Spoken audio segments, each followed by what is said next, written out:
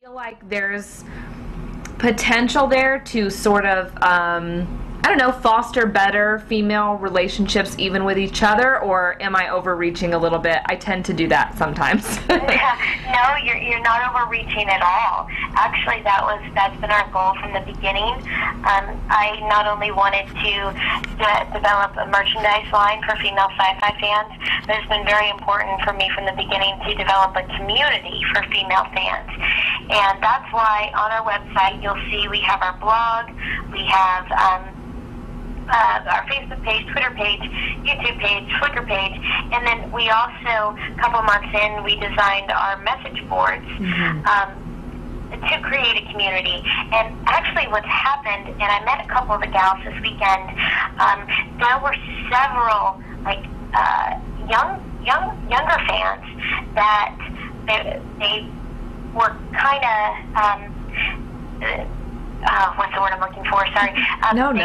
They didn't talk about their love of Star Wars, or they didn't know any other females that like Star Wars in their school or in their church groups or whatever. They thought they were alone, and because of these message boards, it connected them. And now there's a whole group of young fans that have now connected purely because of her universe, and they literally talk every day. They even have a name for their group, and they've become really great friends. They're setting meetups, and that just warms my heart, because that's something that's been a goal of mine from the very beginning, is to let these girls be proud of what they like, and be open about it, and not, just shy away from it because people say Star Wars is for boys. Yeah. So I'm really excited about that, and I definitely think we could do more. It's something that we have a major stereotype to break down, and I feel like we've just touched the tip of the iceberg. I love that you mentioned, the breakdown of major stereotypes. My next question for you is, what do you think the common misconceptions about female Star Wars fans are? I know that I experience a lot of them. I'm older, I'm almost 30, and the biggest Me too. Really? Okay. When's your birthday? August 30th. On the 30th, mine's September 22nd. We're like practically the same age. That is so crazy! Wow. Yeah, cool. I guess I'm used to, because of some of the stuff that I cover in my life as a journalist, I'm always doing like Star Wars, Star Trek, any kind of conventions. Sometimes people are like, oh, you're almost 30 and you're still doing this, which is kind of another one of the misconceptions, which is there are all these older male fans, but for some reason people tend to be surprised when they find out who I am and what I do and my age specifically. So do you run into, you must hear stories all the time from your fans or people who visit her universe. What do you think some of the common misconceptions about female Star Wars fans are?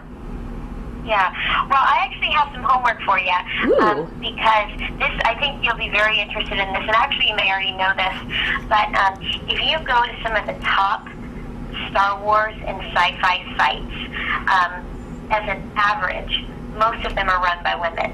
Huh. And, you wouldn't think that, but the majority of them are run by women, and that's, I think, the biggest misconception, is that some of these outlets where all of the fans are getting their news from, for a field that is predominantly what the stereotype considers to be guys, is actually run by women. So they're getting their information from women.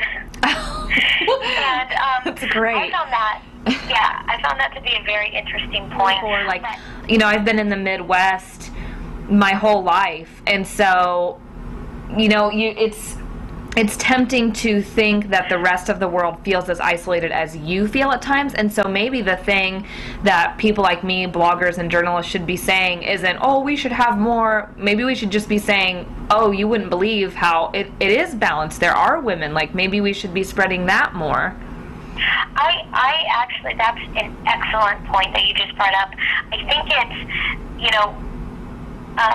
we should stop the complaining, and actually ask everybody to step into the spotlight, because I think we'd be surprised with how many women actually are fans actually are the ones making it happen, actually are the ones working in the field, that if all of the women actually stepped into the spotlight, and when I say complaining, that's actually a bad word. I know what you mean, though, like some kind of negativity. Yeah. Like, we just buy into the stereotype and say, oh, it's for boys.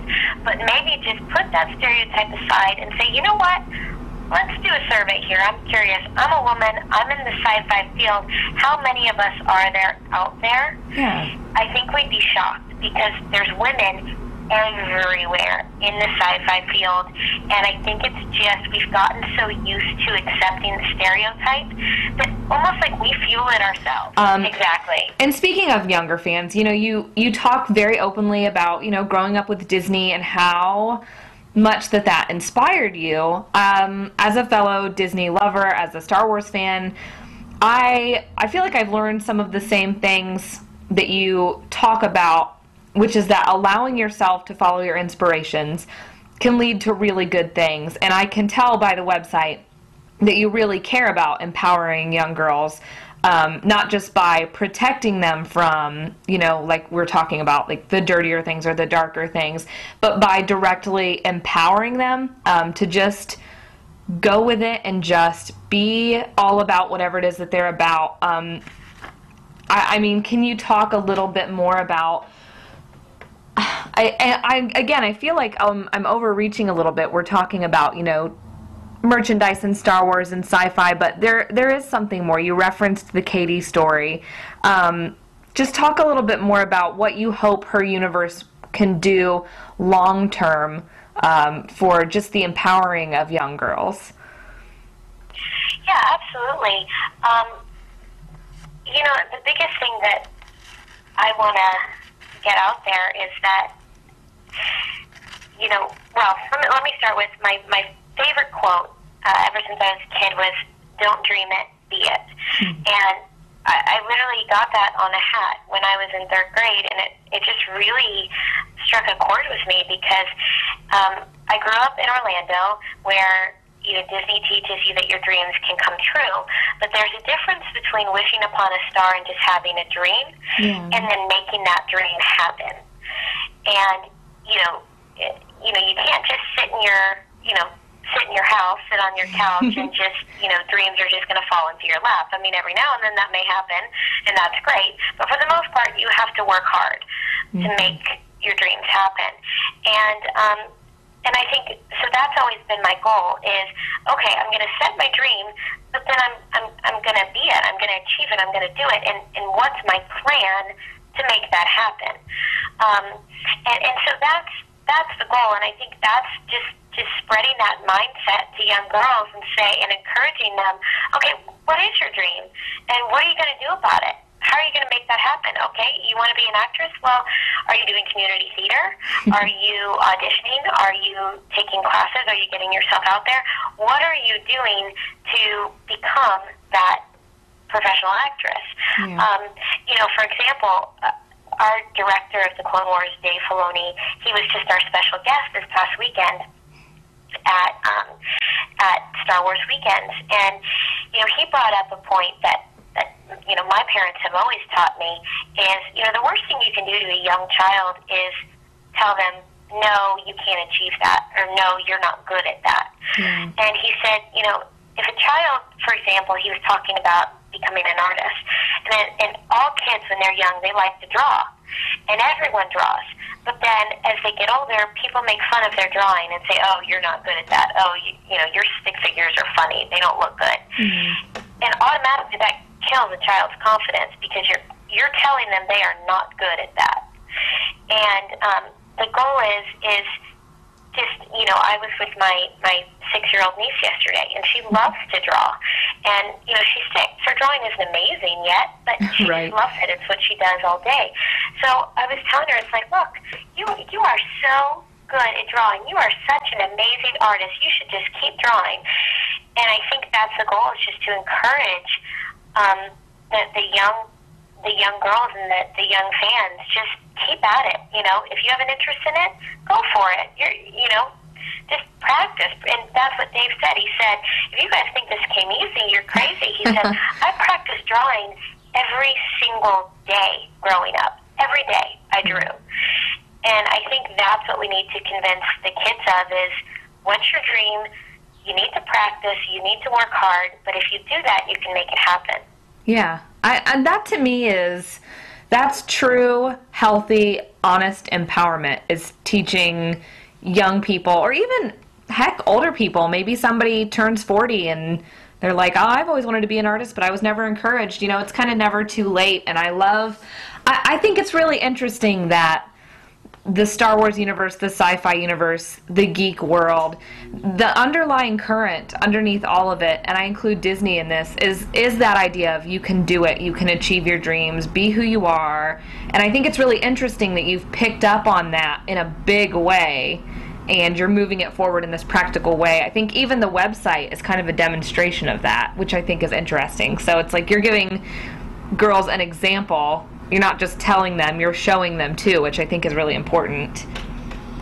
Yeah, I definitely think, you know, it's one thing to talk about it, but to constantly give tangible examples. Yeah. To show the girls, hey, girls, here's Megan Finnerty. She's the assistant to Dave Filoni. She, you know, behind the scenes really does some cool things and make things happen. But look, she had to start in the mailroom. I mean, Yeah. she had to start in an internship. I mean, she had to start at the bottom and work her way up. But, you know, she's sitting here telling you, after all of this hard work, it really is worth it, because look at the stuff that she gets to do. That's great. I like the idea that buying a t-shirt, and maybe this is just me wanting to hop on board. If it is, oh well. I like the idea that buying a t-shirt is also making a statement sometimes. And it's saying, I'm going to spend my money here and not at Walmart until Walmart offers me what I want to buy in the first place. I like the idea that we would be influencing purchasing patterns and retailers and programming. And I think purchasing power, a lot of people don't realize, is a big way to make an impact. Yeah, and so it's very much at this point, you're making a bigger statement, because we have so much to prove, and our numbers are being paid so much attention to, because we haven't debunked that stereotype yet. We've done a great job, and we've proven a lot. We've gotten people to pay attention, and now we've just added sci-fi to the mix, who they are so excited, but we haven't debunked the stereotype yet. So I guess I just ask girls, just stick with us. We're proving it. We're not there yet, but we're making huge strides day after day.